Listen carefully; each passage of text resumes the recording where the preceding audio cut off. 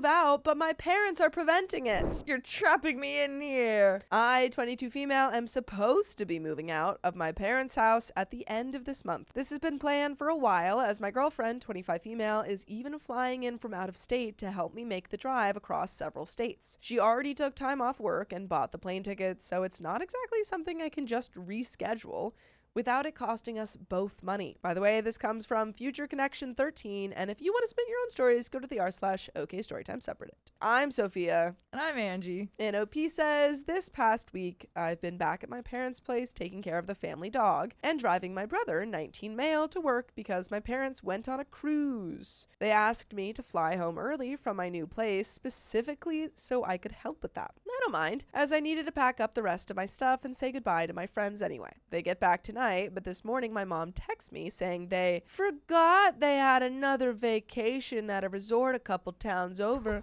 booked for later this month. What?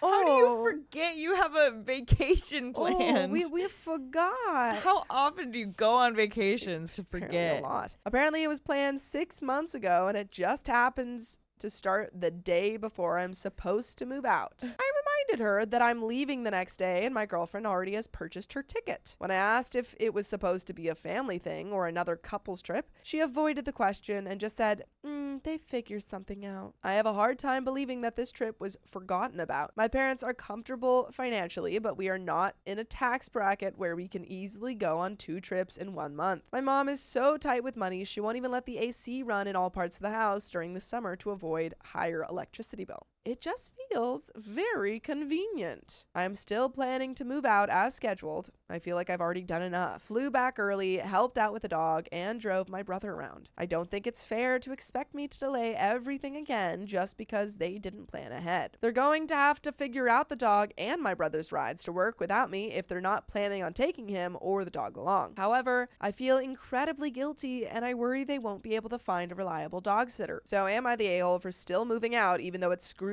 with my parents' second vacation? No.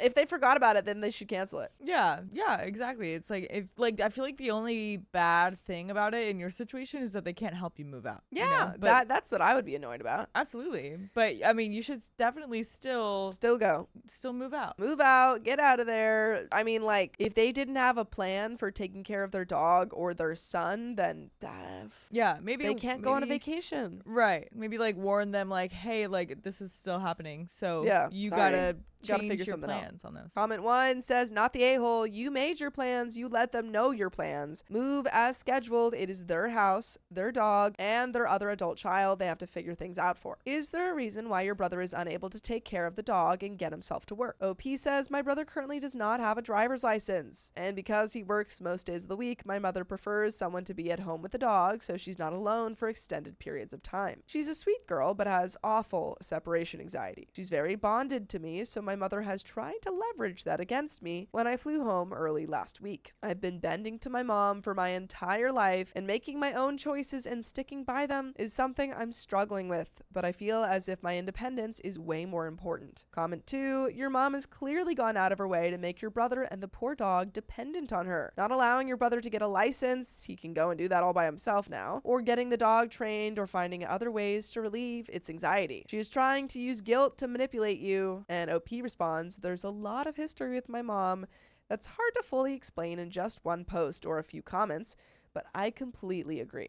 Moving out is absolutely the right decision for me. I'm genuinely excited to start building a life where I'm not constantly under her scrutiny. My brother was diagnosed with ADHD pretty young, and because of that, he's been heavily coddled and kind of kept in this bubble. It's made living at home a uniquely stressful experience, to say the least. I really appreciate everyone's perspective here. I know I need to let go of the guilt around setting boundaries and telling my parents no. It's a work in progress, but it's very refreshing to know I'm making the right decision. And reply, ADHD alone does not require bubble wrap. And coddling is never good. Your brother is going to depend on your parents for everything, and when they're tired of it, no longer can, they'll expect you to take over. Be prepared. And comment 3, dog sitters exist. This is your parents' responsibility to figure out. And there is an update, but yeah, I agree with those commenters. Yeah, me too. You're just doing what you told them you would do. they're doing what they said that they would do too. Yeah. So if they have a problem with what they're doing, then they can figure that out on their own. They gotta figure it out. That's how it goes when you have a pet and a child. Update. There were a couple things I forgot to mention in the original post or ended up explaining in the comments that I'll add here for context. My brother does not have a disability that prevents him from driving. He just doesn't have his license right now.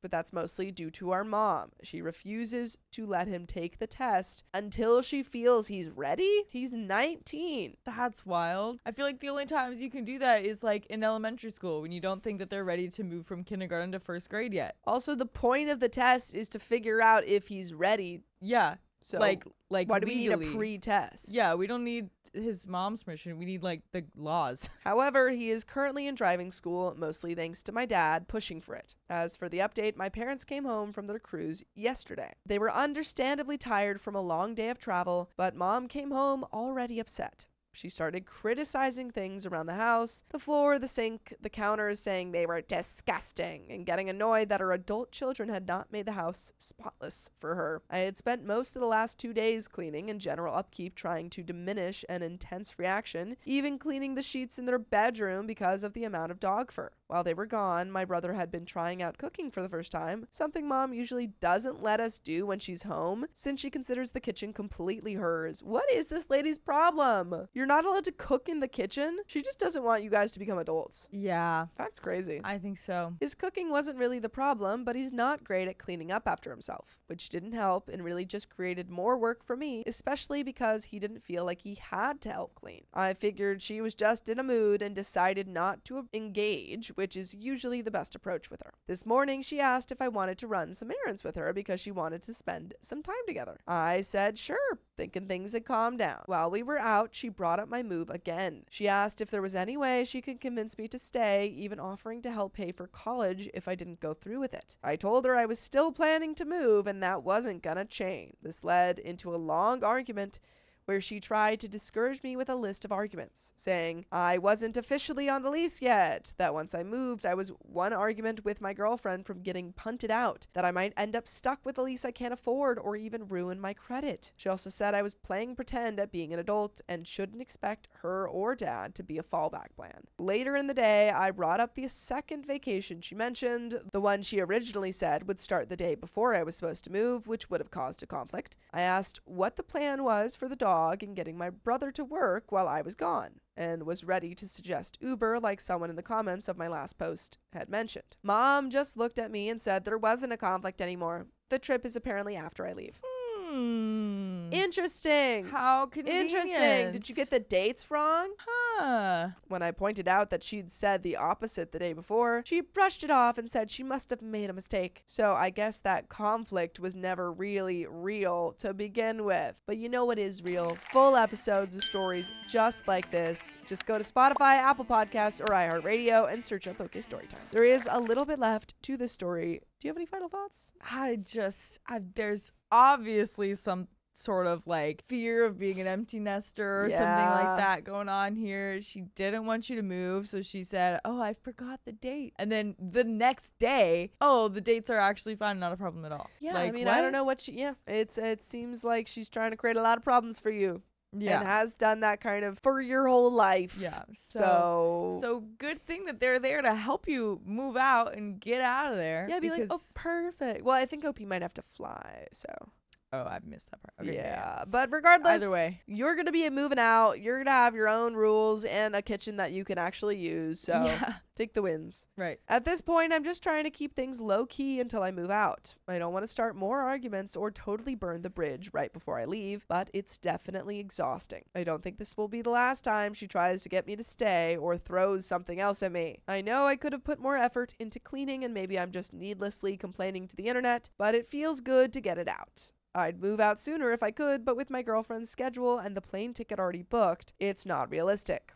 If anyone has tips for handling the final stretch of living with a parent like this, I'd really appreciate it. Or if you've gone through something similar, I'd love to hear how you managed it. And comment 1 says, if you haven't already secured your important documents, get them and make sure she can't tamper with anything. She's losing control and is not done with her plan to stop you. Reply says, and freeze your credit with all 3 credit bureaus. OP, it is free and pretty easy. If you have questions, there's another subreddit that is a great resource. And that is the end of that story, folks. Wow. There is another one coming right up, but good luck, OP. Yep. You just got to get through one more month. My father kept pestering customer support agents, and I don't know what to do. Leave them alone! My 30 male, father 68 male, is a retired CEO. In the past 5 years or so, he's gotten into this bizarre habit of calling various customer support departments when he runs into the slightest issue relating to any products, services that he owns. He seemingly takes pride in threatening to file numerous complaints against any minimum wage employee that he's talking to. The very first thing that he always gets when he makes a call is the person's name and ID number, and then he reminds them that he's written down that info, and then it's all on record. By the way, this comes from Boomer Dad Going Crazy, and if you want to submit your own stories, go to the r/OKStorytime subreddit. And I'm Angie. I'm Sophia. And OP says, for an example, he recently came back from a month-long international vacation and found out that he was charged $110 for the international data roaming. This is the second time that this has happened, and after the first time, his cell phone provider canceled roaming charges even though he left international data roaming on his phone. The customer service rep clearly explained to him how to change the settings on his phone to avoid future charges, and even emailed him instructions, but he never bothered. So the second time it happens, he calls and is furious that it's happening again. He starts yelling at the poor customer service agent as if she was responsible for the initial time that it happened as well as the second time it happened. He demands that the fee be canceled, and when she asks her supervisor, the supervisor refuses to reverse the charges because my father already had a fee cancellation regarding international roaming and was clearly told how to turn that feature off on his phone. And honestly, if he had done that nicely, he might have been able to get both fees off. Honestly, might have. People give you lots of stuff if you're nice. Right. This single issue went on for 4 days of 3+ hour calls, each time involving him berating a new customer service agent. Finally, he decides to cancel his phone plan and go with a new provider, despite the new provider having literally the exact same policy and his phone still being set to international data roaming. Example number 2. He uses Internet Explorer and never updates his laptop, so lately he's run into issues accessing his own bank account. The customer service rep asked him to use Google Chrome or Firefox, both of which are installed on his laptop. Instead of trying either browser, he just lies to the customer service rep and claims that he's tried it on both browsers and that it still isn't working, while the entire time he's still using Internet Explorer. I tried to politely point this out, but he just waved me off, saying, "You just think you know everything, don't you?" He's used Chrome before and he's used Firefox before, but I swear it's like he's being willfully ignorant just so that he can have an excuse to rant at some poor person making it minimum wage. That's probably how he gets all of his anger out. He's like, oh, I'm not feeling too good today. Yeah. This issue in particular has been going on for the last 1 to 2 weeks, with him calling his bank and ranting at a new employee every day. All this time, he's still refused to use Chrome or Firefox and continues to lie about it to employees who are just trying to be helpful. Example number 3. He recently got a flyer in the mail from his internet service provider's ISP competition promoting a deal that is $40 a month cheaper than what he currently pays and significantly faster too. So he calls up his ISP and starts berating the customer service agent for deceiving me all this time when there has been a cheaper and faster alternative, as if that customer service agent in specific had some elaborate plan to scam my father. So the agent says that the best he can do is offer a new plan that is still $10 a month more than the competition and only 90% as fast, quite clearly explaining that he's not allowed to offer anything cheaper or faster than that. My dad doesn't believe him and gets the supervisor on the line who says the exact same thing. So now he's in the process of switching ISPs, and he's made multiple complaints to the original ISP, calling out the customer service agents that he talked to, blaming them as the reason why he switched companies. My concern is that he's seemingly doing this because he gets some sick pleasure in berating these people when it's so blatantly obvious that they have dang near no control over corporate policies. Worse, he's being deliberately obtuse just to draw out these calls far longer than they need to be, as if it's some pastime of his to F with customer service agents. Now, I know what you're thinking. Tired guy spending 3+ hours a day ranting at customer service agents. He's probably just lonely. The thing is, he's got a huge social circle and goes out golfing literally every single weekday. Not exaggerating. He's a member of several private golf and country clubs. He goes out for dinner events, travels internationally frequently with his friends, and so on. So what the heck is up with this weird pastime of just berating customer service agents for 3 hours a day? Anyway, I'm not sure what else to say, but like, is he losing his mind or what? Him and his friends love to share their stories about how they call customer service lines. They all do, ranting about how stupid or corrupt all of the customer service agents are. Like, he'll have friends over and they'll seriously spend hours sharing stories about how they call this company and that company, ranting about stupid millennials and such. Are they all losing their minds? Sorry if this post is kind of weird for the subreddit, but like, I don't really know who else to talk to about this because it's such an insane and embarrassingly stupid thing to bring up. Any help would be greatly appreciated. I feel so effing bad for all of these employees because I spent a lot of years working in customer service, making minimum wage, trying to pay for school, rent, or food, and most of my friends have as well, dealing with so many a-hole boomer customers, and it just makes me sick that him and his friends have basically turned berating minimum wage employees into some sick pastime of theirs. Is he losing his mind? By the way, I will lose my mind if you don't listen to full episodes with more stories just like this one. Just go to Spotify, Apple Podcasts, iHeartRadio, or whatever your favorite podcast app is and search OK Storytime. She's losing it. Losing it. Ah. I honestly don't know how you would stop this. Yeah, I don't know either. Like, because they're old. They're old and they're set in their ways. And maybe like, you could have a conversation, sit him down and be like, hey, Dad, I feel like your stress levels go up when you have these conversations. Yeah. Maybe we should, not do that. Right. Like what do you think what do you think the problem is?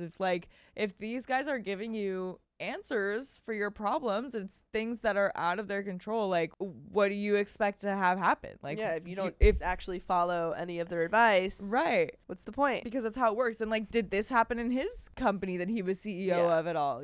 Like, was he harassing the underlings? Well, that, or like, I'm thinking, like, did stupid people ever complain about his policies? You know, like, he probably didn't have to deal with any of that if he's CEO, but still, it's like, let's try to like understand you. Come on, let's try to fix you. Yeah, compassion. But there is a little bit more to the story. So, edit, before anyone asks why I haven't bothered trying to help my father with his various tech-related issues, I have in the past, but I stopped after we got in a huge argument because he continuously refuses to follow my advice about things like updating his antivirus software and doing backups. One day, his laptop crashed and he inexplicably blamed it on me, claiming that it was probably from something that I installed on there. Of course, he had no backups of any of his financial documents, so he was furious. So at that point, I just told him that I cannot continue to help him even on a minimal level when it comes to tech-related problems. I'm an IT admin and love helping friends or family out with their computer problems, but my father is literally the only person I've ever outright refused to help anymore because of how ungrateful and accusatory he is. And there are some comments, but yeah, that is exhausting. So he started harassing you first. Yeah, you were the first victim, and then literally you gave up, and now he's finding random victims, blaming everyone for his problems, dude. Because that's difficult. Because it's like, older people already have a hard time with technology, but if he is literally like, there's nothing I can do about it. This is just only other people can do things. I don't know anything. It's like, you don't know anything. Let people nothing. help you. Comment number 1 says he is probably mentioned on the subreddit Tales from Call Centers. And OP says, man, sometimes I've gotten out of my way to email the various companies he's tried to get employees fired from, just so I can explain that the agent he talked to, I always make sure to copy their name and employee ID from his notes, did nothing wrong. It's so gosh dang embarrassing. So OP's going behind him and like sweeping up all of the mess. Literally. It's so embarrassing and infuriating because I've worked those kind of jobs, and the most soul-sucking part of it was never the work itself, but just the interactions with customers who treat you like dirt. My dad worked as a garbage man in his 20s, and that was enough to pay for an undergraduate, master's, and PhD. The first real job he landed paid $120K in the early 90s, and he was still a relatively young man in his 30s. But he always loves to bring up the fact that he worked as a garbage man, therefore no millennial customer service agent can complain when they have a cushy desk job, conveniently leaving out the fact that they're making a whopping $14 an hour, or less if they're overseas like the Philippines. And it makes no sense whatsoever. An OP responded to a deleted comment, "Man, I swear it really does feel like a collective breakdown. My father and all his friends are well-educated people, and they seem to be almost regressing into children having tantrums, specifically when they're interacting with any millennials or Gen Z people with an opinion, even if they're in agreement with said opinion. I don't know what the F is going on. It's like they've just become bullies, constantly looking for a fight to pick with people who have zero interest in debating with them. Like, he'll hear my brother and I talking about how we don't like Pete Buttigieg and Bloomberg, and he'll just interject and start ranting about how our generation just doesn't get it when the conversation didn't involve him at all. He'll rant about how money in politics is screwing up everything, but then in the next sentence he'll talk about how there's nothing wrong with Buttigieg being funded by billionaires, or how Bloomberg is effectively buying his way into the elections. Meanwhile, my brother and I want nothing to do with debating him. It just makes no sense at all." But that's the end of that story. It might just that is funny though. Yeah. For this old man who's like so crotchety and like, I hate all customer service, Yeah. to like very liberal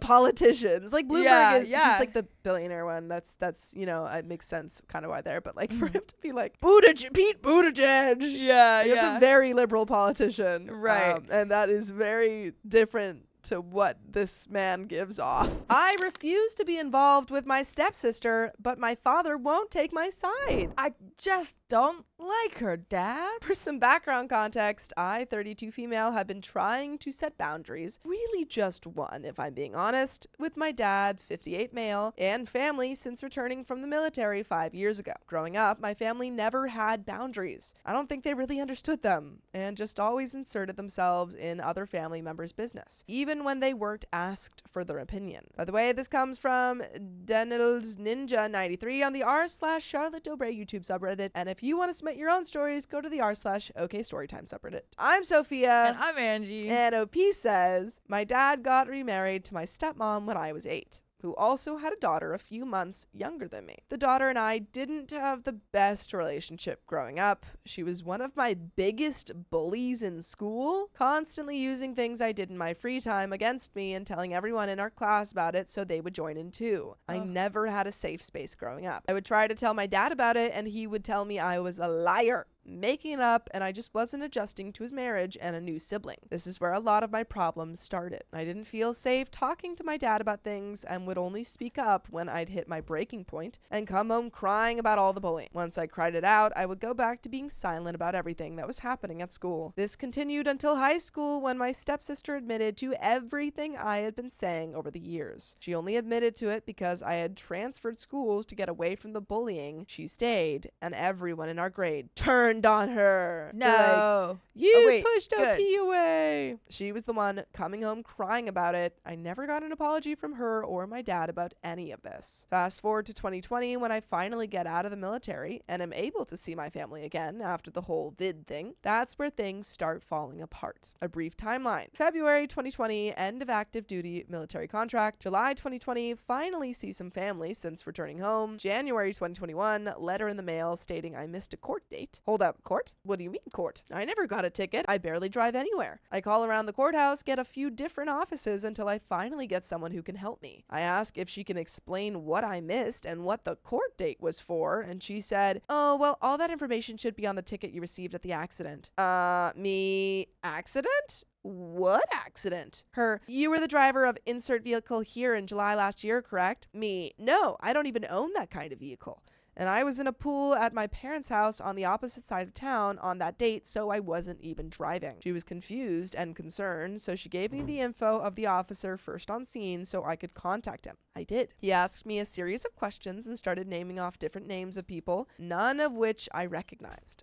Until he said my stepsister's name. I explained I hadn't seen her in years prior to me getting out of the military and we don't have the greatest relationship. Well, long story short, Her and her friends were driving around, hit another vehicle, lied to the cops, and she told one of them to give my name as theirs as the driver of the vehicle. I'm also still equally upset at the officer who just accepted that information blindly without ever checking if it was correct. Did they not check her license? Yeah, I feel like if you crash into someone's car, you have to give your license to the police, License right? and registration. And if you don't have those, it's pretty bad. Right. Because then what? The officer just typed in the name? Yeah, he was That like, could be so many okay. people's names. I'm sorry if a person doesn't have their license and registration and then goes, yeah, I'm Hugh Janus.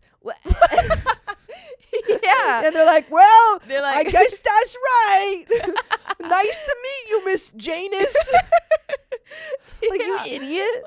Come on. I would be so upset. I almost had a warrant for my arrest because I had missed multiple court hearings, but I was able to get all of that withdrawn from my name after I spoke to the officer. I almost went to jail because of her and her friend. And that, my friends, is where all of this begins. I sat down with my dad after this and told him very clearly that I wanted nothing to do with her anymore. I don't want to see her. I don't want to be around her, but I also know she's family to him and everyone else. So I'm not asking for anyone to pick sides. All I ask is if she's going to be at a family gathering, let me know and I'll arrive at a different time. He set up a schedule and that worked well, or I thought it did, for many years until Christmas of 2024. My cousin who was hosting Christmas that year messaged me to inform me that she was going to be there as soon as everyone arrives and wanted me to know because he knew why I was staying away. I told him I was confused because as far as I heard from my dad, she was supposed to be showing up later in the evening.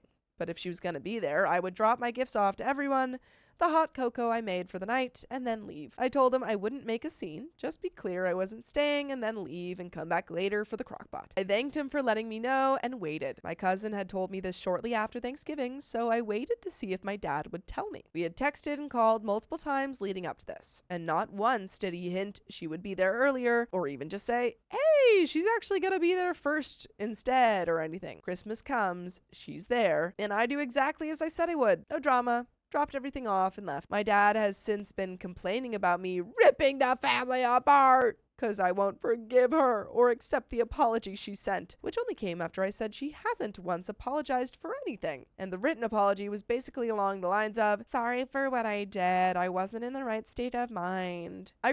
Did her friend ever get arrested? Did they ever figure out? Yeah, did that cop get fired for not doing his due diligence? But I kind of feel like it's a fake story just because of that. Yeah, because he didn't take the freaking ID. Yeah, like someone who's, I don't know, doesn't drive or something. But then they know all this stuff about having a warrant go out for, but take that out, editors. Yeah. It never felt genuine and more like it was forced so my parents could try and have one big happy family. I've told my dad since the Christmas thing that he has chosen a side, and I'm removing myself from family gatherings to make it easier on him. Since then, he's been complaining about me not seeing family, how me not wanting to be around her is tearing the family apart, and if I don't forgive her and make up, the family will leave me bitter for the rest of my life. Since the last talk I had with my dad, still arguing about this, I've been going back and forth on if I should just cut contact permanently. I've tried no contact for 6 months and started doing dinners with my dad to try and get him to understand my point, why I'm hurt, and why him dismissing my feelings on this is extremely upsetting. And he doesn't want to hear any of it. He would rather me go back to being the silent child I was growing up